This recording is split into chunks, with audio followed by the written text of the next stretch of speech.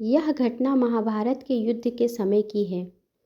कुरुक्षेत्र के युद्ध क्षेत्र को विशाल सेनाओं के आवागमन की सुविधा के लिए तैयार किया जा रहा था।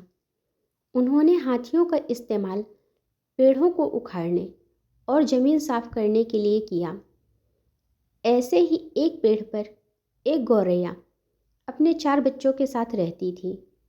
जब उस पेड़ को उखाड़ा जा रहा था तो उसका घोंसला ज़मीन पर गिर गया, लेकिन चमत्कारी रूप से उसकी संतानें अनहोनी से बच गईं। लेकिन वो अभी बहुत छोटे होने के कारण उड़ने में असमर्थ थे। कमज़ोर और भयभीत गौरैया मदद के लिए इधर उधर देखती रही। तभी उसने श्री कृष्ण को अर्जुन के साथ वहां आते देखा। वे युद्ध के मैदान की जांच करने और युद्ध की शुरुआत से पहले जीतने की रणनीति तैयार करने के लिए वहां गए थे। उसने श्री कृष्ण के रथ तक पहुंचने के लिए अपने छोटे पंख फड़फड़ाए और किसी प्रकार श्री कृष्ण के पास पहुंची। हे कृष्ण, कृपया मेरे बच्चों को बचाएं, क्योंकि लड़ाई शुरू होने पर कल उन्हें कुचल दिया जाएगा। सर्वव्यापी भगवान बोले, मैं तुम्हारी बात सुन रहा हूँ, लेकिन मैं प्रकृति के कानून में हस्तक्षेप नहीं कर सकता हूँ। गौरैया ने कहा, हे भगवान, मैं जानती हूँ आप मेरे उद्धार करता हैं। मैं अपने बच्चों के भाग्य को आपके हाथों में सौंपती हूँ। अब यह आपके ऊपर है कि आप उन्हें मारते हैं या उन्हें बचाते हैं। काल चक्र पर किसी का बस नहीं है। श्री कृष्ण ने एक साधारण व्यक्ति की तरह उससे बात की, जिसका आशय यह था कि वहाँ ऐसा कुछ भी नहीं था जिसके बारे में वो कुछ भी कर सकते हैं। गौरैया ने विश्वास और श्रद्धा के साथ कहा, प्रभु, आप कैसे और क्या करते हैं वो तो मैं नहीं जान सकती।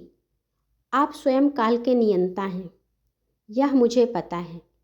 मैं सारी स्थिति एवं परिस्थिति एवं स्वयं को परिवार सहित आपको समर्पण करती हूँ।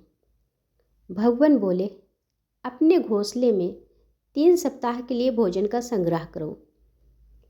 गौरैया और श्री कृष्ण के संवाद से अनभिज्ञ अर्जुन गौरैया को दूर भगाने की कोशिश करते हैं। गौरैया ने अपने पंखों को कुछ मिनट के लिए फुलाया और फिर अपने घोंसले में वापस चली गई। 2 दिन बाद शंख के उद्घोष से युद्ध शुरू होने की घोषणा की गई।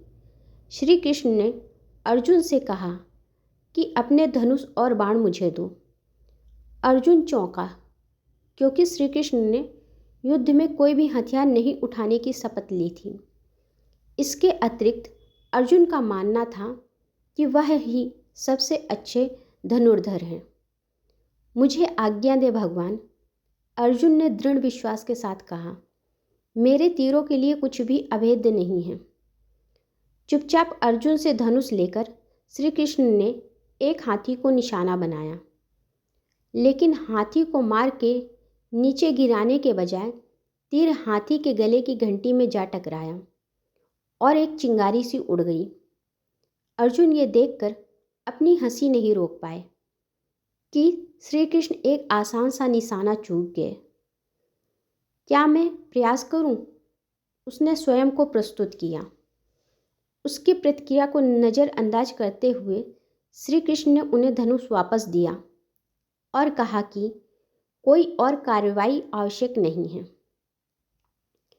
लेकिन केशव, अपने हाथी को क्यों तीर मारा? अर्जुन ने पूछा।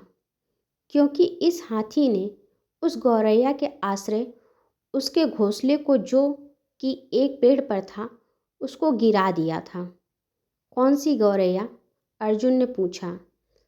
इसके अतिरिक्त हाथी तो अभी स्वस्थ और जीवित है, केवल घंटी ही टूटकर गिरी है। अर्जुन के सवालों को खारिज करते हुए श्री कृष्ण ने उसे शंख फूंकने का निर्देश दिया। युद्ध शुरू हुआ। अगले 18 दिनों में कई जानें चली गईं। अंत में पांडवों की जीत हुई। एक बार फिर श्री कृष्ण अर्जुन को अपने साथ सुदूर क्षेत्र में भ्रमण करने के लिए ले गए। कई सौ अभी भी वहाँ हैं जो उनके अंतिम संस्कार का इंतजार कर रहे हैं। जंग का मैदान गंभीर अंगों और सिर्फ बेजान सीढ़ियों और हाथियों से अटा पड़ा है। कृष्ण एक निश्चित स्थान पर रुके और एक घंटी जो कि हाथी पर बांधी जाती थी उसे देखकर विचार करने लगे। अर्जुन, उन्होंने कहा, क्या आप मेरे लिए यह घंटी उठाएंगे और इसे एक तरफ रख देंगे? निर्देश बिल्कुल सरल था, परंतु अर्जुन के समझ में नहीं आया।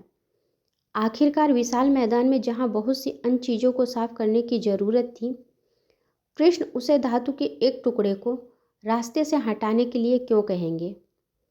उसने प्रश्नवाचक दृष्टि से उनकी ओर देखा। हाँ, यह घंटी, श्री कृष्ण ने दोहराया।